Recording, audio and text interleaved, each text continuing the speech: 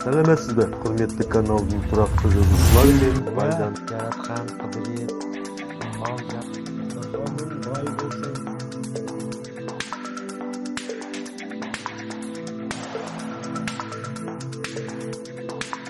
Сәлеметсіздер, каналдың құрметті жазушылары мен Бата қазақ мәдениетінде және дәстүрінде маңызды рөл атқаратын салт дәстүрлердің бірі.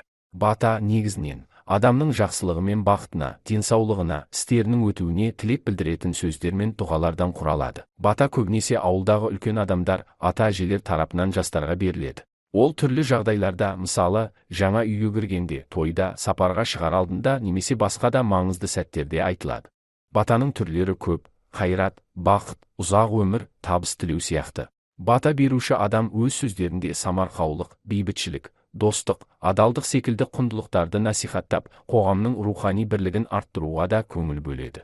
Бата берудің өзі қайырымдылық, мейірімділік, достықтың ерекше бір көрінісі.